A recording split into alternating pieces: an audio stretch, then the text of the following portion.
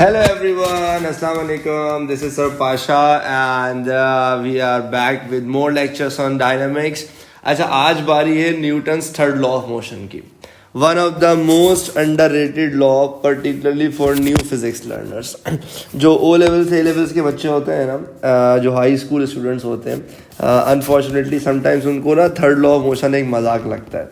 उनको लगता है बस एक सिंपल सा लॉ है, स्टेटमेंट सबको याद होती है, लेकिन आपकी सोच से कहीं ज़्यादा इन डेप्थ और कहीं ज़्यादा इंपॉर्टेंट लॉ है थर्ड लॉ ऑफ मोशन. यानी प्रोबेबली शायद मैं फर्स्ट लॉ सेकंड लॉ में इतनी मेहनत नहीं करता जितनी डिटेल में, जितनी इन डेप्थ में हम थर्ड लॉ ऑफ मोशन में जाते हैं, क्योंकि हमारे लिहाज से ये जो थर्ड लॉ ऑफ मोशन है ना, ये पूरी मैकेनिक्स का पिलर है. यानी अगर आपने इसको हिलाया ना, पूरी मैकेनिक्स हिल के रह जाएगी, पूरी स्टैटिक्स, पूरी मैकेनिक्स सब तबाह हो जाएगी. तो इस लॉ को हम बहुत डिटेल में पढ़ने वाले हैं. सही है जी. अच्छा, इसकी स्टेटमेंट सबको पता होती है, to every action there is an equal and opposite reaction. ऐसा ही है ना, बचपन से पढ़ते हुए आ रहे हो, हर अमल का एक रद्द अमल है. पता नहीं ये इसका तर्जुमा होता है शायद. बहरहाल, to every action there is an equal and opposite reaction. अच्छा, अब ये कुछ अजीबो गरीब शैतानी वसवसे दिमाग में आते हैं. जैसे कुछ लोगों को लगता है every action there is an equal and opposite reaction का मतलब ये है कि आप किसी को चमाट मारो तो जवाब में वो भी आपको चमाट मारेगा, तो जैसा करोगे वैसा भरोगे. और भाई ये कोई फिलॉसफी नहीं है भाई, ये प्योर कोर टेक्निकल फिजिक्स है और बहुत खूबसूरत फिजिक्स है. तो इसके साथ ये नाइंसाफ़ी ना करें, बल्कि इसको ज़रा इन डेप्थ समझने की कोशिश करते हैं. पहले तो ये समझ लें कि एक्शन और रिएक्शन दोनों का मतलब है फोर्स, और कुछ भी नहीं. अब मैं ज़रा इसको फॉर्मली ना थोड़ा सा एक्सप्लेनेशन इसकी लिख देता हूँ आपके आगे कि आखिर इसका मतलब क्या है. To every action there is an equal and opposite reaction. इसका मतलब ये है कि when a mass exerts a force on any other mass, the other mass exerts the same force on the first mass which is equal in magnitude but opposite in direction. यानी दुनिया में जब कभी भी एक मास किसी दूसरे मास पर फोर्स लगाएगा तो जवाब में दूसरा मास पहले मास पर उतनी ही फोर्स लगाएगा, which is going to be equal in magnitude but opposite in direction. तो अब जरा इस लॉ को समझें. देखें, ये जो टर्म है ना फोर्स, ठीक है, ये बड़ी पावरफुल टर्म है. और आज जरा एक चीज समझ लें कि जब भी आप कहीं पर भी लिखा हुआ देखें ना, लेट्स से आपने कहीं पे देखा 10 न्यूटन फोर्स, तो हमेशा कम से कम दो सवालात अपने आप से ज़रूर करें. एक सवाल ये कि वो फोर्स कौन लगा रहा है, और दूसरा सवाल ये कि वो फोर्स किस पर लग रही है. क्योंकि याद रखिएगा, दुनिया में हमेशा फोर्स एक मास लगाता है, और लगाता किसके ऊपर है? किसी दूसरे मास के ऊपर. तो जब भी एक फोर्स आपको नजर आएगी ना, कहीं पे भी लिखी हुई नजर आ रही है, लेट्स से 10 न्यूटन की फोर्स, 5 न्यूटन की फोर्स, 20 न्यूटन की force, whatever is the amount of force, अगर कहीं पे फोर्स लग रही है, तो जब भी फोर्स लगेगी कि दो इंपॉर्टेंट सवाल है कि कोई एक मास होगा जो कि फोर्स लगा रहा होगा, और कोई एक मास होगा जो कि फोर्स एक्सपीरियंस कर रहा होगा.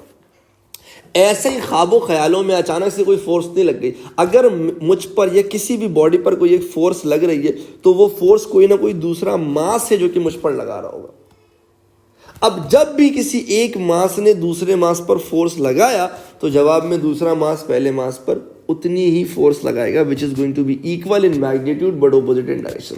अभी मैं आपको इतनी एग्जाम्पल्स देने वाला हूं जिसकी कोई इंतहा नहीं. लेकिन जो मैं समझाना चाह रहा हूं, आप ये समझें कि दुनिया में अकेली फोर्स एग्जिस्ट ही नहीं करती. जब एक फोर्स होगा, उस फोर्स का कोई ना कोई साथ में पेयर जरूर होगा. तो forces always exist in pair. Forces की भी जोड़ियां हैं, सिंगल सिर्फ आप हैं, फोर्सेस की भी जोड़ियां हैं. फोर्सेस, कोई भी दुनिया में फोर्स अकेली एग्जिस्ट नहीं करती. जब एक मास किसी दूसरे मास पर फोर्स लगाएगा, तो एट द सेम टाइम दूसरा मास पहले मास पर उतनी ही फोर्स लगाएगा, which is going to be equal in magnitude but opposite in direction. तो थर्ड लॉ ऑफ मोशन का एक बहुत इंपॉर्टेंट कंक्लूजन ये है कि forces always exist in pair. दुनिया में जब भी फोर्सेस एग्जिस्ट करेंगी, तो एक फोर्स एग्जिस्ट नहीं करेगी, हर फोर्स की एक जोड़ी एग्जिस्ट करेगी. एक बॉडी ए, एक बॉडी बी. ये बॉडी ए ने अगर बी पर फोर्स लगाया तो बी भी ए पर फोर्स लगाएगी. Equal in magnitude, opposite in direction. अब जरा कुछ पहले सस्ती छोटी 2-2 रुपए की एग्जाम्पल्स देखते हैं. भाई, दिस इज अ वॉल, ये एक दीवार है, ठीक है. इस वॉल पे लाके आपने एक बॉल मारा, सही है, ये बॉल आई, बॉल ने दीवार को हिट किया, तो एक फोर्स है जो कि बॉल दीवार पर लगाएगी, तो force exerted by the ball on the wall, ठीक है। अब जितनी फोर्स बॉल ने दीवार पे लगाई है ना, जवाब में उतनी ही फोर्स ये दीवार यानी कि ये वॉल इस बॉल पर लगाएगा। तो there is this force exerted by the wall on the ball. समझ रहे हो आप मेरी बात? तो अगर मिसाल के तौर पर 10 न्यूटन की फोर्स बॉल ने वॉल पे लगाई है, तो जवाब में 10 न्यूटन की फोर्स वॉल वापस बॉल पर लगाएगा। एक बहुत बड़ा मिसकंसेप्शन है, अक्सर लोग यूँ कहते हैं कि देखो बेटा हमने बॉल को दीवार पे मारा तो बॉल वापस आई, जोर से मारा तो जोर से वापस आई। तो ये चीज़ समझ लें कि बॉल का जाना एक्शन और वापस आना रिएक्शन नहीं है, बल्कि बॉल का दीवार पे फोर्स लगाना एक्शन है और जवाब में दीवार का बॉल पे फोर्स लगाना रिएक्शन है। तो जब भी दो मासेस इंटरेक्ट करेंगे, इंटरेक्शन का लफ्ज समझ लें, फिजिक्स में इंटरेक्शन का मतलब यही होता है कि फोर्स लगा रहे हैं एक दूसरे पे। तो जब भी दो मासेस इंटरेक्ट करेंगे, जैसे यहाँ पे एक मास है आपका बॉल और एक वॉल, तो वो दोनों एक दूसरे पर जब भी फोर्स लगाएंगे तो ऐसा नहीं हो सकता कि एक मास दूसरे पे लगाए और दूसरा पहले पे ना लगाए, ऐसा हो नहीं सकता, बल्कि दोनों एक दूसरे पर फोर्स लगाएंगे। एक और एग्जाम्पल देता हूँ। आज घर जाइएगा या अगर घर पर हैं तो अपनी मम्मा से कहिएगा कि मम्मा अपने जहेज़ का जो उन्होंने बचपन से, बहुत बचपन से तो नहीं कहना चाहिए, यूँ समझ लें कि काफ़ी अरसे से कोई अपने कोई उनका फेवरेट शीशे का गिलास होगा, उसको उन्होंने संभाल के रखा हुआ होगा, तो बोलिएगा मम्मा ज़रा वो निकाल के तो दें। उस गिलास को लीजिएगा और मोहब्बत भरी निगाहों से देखिएगा और फिर ले जाके ज़ोर से दीवार पर मार दीजिएगा। उसके बाद आप घर पे रहेंगे या नहीं रहेंगे इसकी कोई गारंटी नहीं है, लेकिन मज़ा बहुत आएगा, इसकी पूरी गारंटी है। और थर्ड लॉ ऑफ मोशन बेहतरीन समझ में आ जाएगा। क्या मतलब? देखें, again I have two masses, एक मेरा ये ग्लास और एक मेरा ये वॉल। पहले क्या होगा? पहले ये होगा कि ग्लास दीवार पे फोर्स लगाएगा, तो this is force exerted by the glass on the wall. तो ग्लास ने लगाई दीवार पे फोर्स, अब जिससे दीवार का कद्दू कुछ नहीं बिगड़ा। अब जवाब में जितनी फोर्स इस ग्लास ने दीवार पे लगाई थी ना, उतनी फोर्स ये दीवार यानी कि ये वॉल इस ग्लास पर लगाएगा, जिससे ग्लास का बहुत कुछ बिगड़ जाएगा। तो force exerted on the glass by the wall that breaks the glass. समझ रहे हो आप मेरी बात? जैसे मिसाल के तौर पर अगर पिछले एग्जाम्पल में बॉल ने दीवार पे अगर 500 न्यूटन की फोर्स लगाई थी ना, तो जवाब में दीवार ने ही बॉल पे 500 न्यूटन की फोर्स लगाई। अगर गिलास ने लेट से 800 न्यूटन की फोर्स लगाई थी वॉल पे, तो वॉल ने भी 800 न्यूटन की फोर्स लगाई गिलास पे। ये थोड़ी सी पुअर एस्टिमेशन है, फोर्स की वैल्यू थोड़ी ज़्यादा बता दी है मैंने, बट बहरहाल दोनों फोर्सेस सेम है। अब ये 800 न्यूटन की फोर्स से ना वॉल का तो कुछ नहीं बिगड़ा भाई, वॉल कंपैरेटिवली रिजिड बॉडी है, वॉल का अपना एक ज़बरदस्त मास है और उसकी अपनी एक टेंसाइल स्ट्रेंथ है, मुश्किल ये कि वॉल टूटे। लेकिन जवाब में जब वॉल ने उतनी ही फोर्स गिलास पर लगाई तो गिलास उस फोर्स को बर्दाश्त नहीं कर सका और गिलास टूट गया। तो इम्पैक्ट डिफरेंट हो सकते हैं, जैसे दीवार नहीं टूटी और आपका गिलास टूट गया, इट डजेंट मैटर, इम्पैक्ट की कोई बात है भी नहीं थर्ड लॉ ऑफ मोशन में। What is important is the force, कि जितनी फोर्स गिलास ने वॉल पर लगाई उतनी ही फोर्स वॉल ने ग्लास पर लगाई। तो every action is an equal and opposite reaction का मतलब क्या है? जब भी एक मास दूसरे मास के साथ इंटरेक्ट करेगा तो पहला मास दूसरे मास पर जितनी फोर्स लगाएगा, जवाब में दूसरा मास पहले मास पर उतनी ही फोर्स लगाएगा। अच्छा, अब इसमें एक इंपॉर्टेंट कॉन्सेप्ट समझ लें। अक्सर ना, क्योंकि ज़्यादातर किताबें ना एक्शन रिएक्शन का लफ्ज़ ही यूज़ करने मना करती हैं। वो इसलिए मना करती हैं कि इससे ये अज्यूम होता है कि एक फोर्स पहले आई और दूसरी फोर्स बाद में आई। यानी अभी मैं इवन एग्जांपल देते हुए भी आपसे ये कह रहा था कि पहले बॉल ने दीवार पे लगाई फिर दीवार ने बॉल पे लगाई, हालांकि ऐसा होता नहीं है। Technically both the forces exist simultaneously. जितनी देर के लिए बॉल दीवार पे फोर्स लगाता है ना, उतनी ही देर के लिए दीवार बॉल पे फोर्स लगाती है, और ड्यूरेशन भी बिल्कुल सेम होता है और कोई टाइम डिले नहीं होता, बल्कि साथ साथ ही ये लग रहे होते हैं। इसलिए किसी एक को एक्शन और किसी एक को रिएक्शन कहना अनफेयर है, क्योंकि एक्शन रिएक्शन का लफ्ज़ उस वक्त इस्तेमाल होता है जब कोई एक फोर्स पहले हो और दूसरी फोर्स बाद में आए। जब दोनों साइमल्टेनियसली एक्ट करें तो एक्शन रिएक्शन से बेहतर लफ्ज़ है थर्ड लॉ पेयर। हम Newton's third law of motion में आप देखेंगे पास्ट पेपर क्वेश्चन में भी वो यूज़ करेंगे थर्ड लॉ पेयर, ठीक है। तो पेयर का मतलब जोड़ी, ये दोनों साथ एग्जिस्ट करेंगे।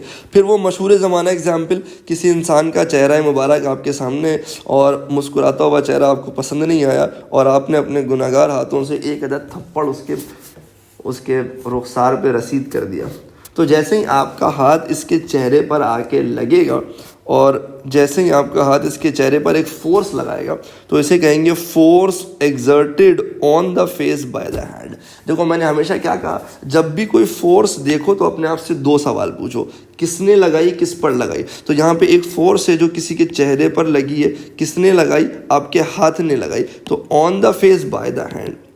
याद रखिएगा, जितनी देर के लिए आपके हाथ ने उसके चेहरे पर फोर्स लगाई थी, जवाब में उतनी ही देर के लिए उस चेहरे ने आपके हाथ पर फोर्स लगाई थी। तो this is force exerted on the hand by the face, जिसके बाद ये मुस्कुराता हुआ चेहरा उदास चेहरे में बदल गया। अब देखिए इम्पैक्ट डिफरेंट है, जिसके मुंह पे तमाचा पड़ा है ना वो तो रो गया और आपकी तो हंसी निकल गई। द पॉइंट इज कि चेहरे की स्किन है सेंसिटिव और हाथ की स्किन है रफ। लेट्स से अगर चेहरे पर 10 न्यूटन की फोर्स लगी ना और आपके हाथ पर भी 10 न्यूटन की फोर्स लगी, तो क्योंकि चेहरे की यानी आपके फेस की स्किन ज़रा सेंसिटिव होती है ना, तो इम्पैक्ट ज़्यादा आया, आपको तकलीफ ज़्यादा हुई। हाथ की स्किन रफ होती है तो आपको इतनी तकलीफ नहीं हुई, इनफैक्ट आपको फील भी नहीं हुआ, इनफैक्ट आपको मज़ा आ गया। तो वो तो एक अलग बात है कि इम्पैक्ट क्या हो उस फोर्स का, वो तो डिपेंड करता है कि वो ऑब्जेक्ट उस फोर्स को किस तरह लाइक बेयर करता है। But what is important is कि इस यूनिवर्स में जब जब एक मास दूसरे मास पर फोर्स लगाएगा, जवाब में दूसरा मास पहले मास पर उतनी ही फोर्स लगाएगा, which is going to be equal in magnitude but opposite in direction. अच्छा, ये तो वो बेसिक डिस्कशन थी जो हम ओ लेवल से ही पढ़ाते हैं, ठीक है। यानी यहाँ तक तो मैं कम से कम कभी ओ लेवल की क्लास में खड़ा हूँ तो इतना तो मैं पढ़ा देता हूँ, लेकिन ए लेवल में थर्ड लॉ ऑफ मोशन इससे कहीं ज़्यादा इन डेप्थ पर है। छोटी मोटी और टेक्निकलिटीज़ हैं। Third law of motion is not a joke. मैं कह रहा हूँ ना, जिस दिन आपको थर्ड लॉ ऑफ मोशन पूरा समझ में आ गया ना, आप समझ लो आपको आधी डायनेमिक्स समझ में आ गई। थर्ड लॉ ऑफ मोशन में बड़े इंपॉर्टेंट फैक्टर्स हैं, 4 अहम शराइत हैं जो कि अगर पूरी होंगी तभी थर्ड लॉ ऑफ मोशन यानी थर्ड लॉ पेयर आइडेंटिफाई हो सकेगा कि आखिर कौन सी दो फोर्सेज है जो वाकई थर्ड लॉ पेयर बना रही हैं। और थर्ड लॉ पेयर की आइडेंटिफिकेशन के क्वेश्चन भी पास पेपर्स में आते हैं। और सेकेंडली वो क्वेश्चन आए ना, मेरे ख्याल से अगर आप थर्ड लॉ ऑफ मोशन का कॉन्सेप्ट क्लियर नहीं है, डायनामिक्स पढ़ने का फायदा ही नहीं है, बेकार है, ड्रॉप कर दो भाई फिजिक्स अगर वो क्लियर नहीं है, ठीक है। तो इस थर्ड लॉ ऑफ मोशन के लेक्चर के ये जो पहला पार्ट था, इसमें हमने बेसिक आइडिया आपसे डेवलप किया कि भाई थर्ड लॉ ऑफ मोशन की स्टेटमेंट क्या है और इसकी बेसिक एक्सप्लेनेशन क्या है। अगले लेक्चर में मैं आपसे इसी थर्ड लॉ ऑफ मोशन को कंटिन्यू करूंगा, जिसमें मैं आपको फर्दर एक्सप्लेन करूंगा कि आखिर वो कौन कौन सी कंडीशन है that must be obeyed in order for that third law pair to be identified. तो फॉलो करते रहिए हमें और अगले लेक्चर को ज़रूर सुने और कमेंट सेक्शन में ज़रूर बताएं कि आपकी कैसी अंडरस्टैंडिंग डेवलप हुई। अपना बहुत ख्याल रखिएगा। अल्लाह हाफिज़।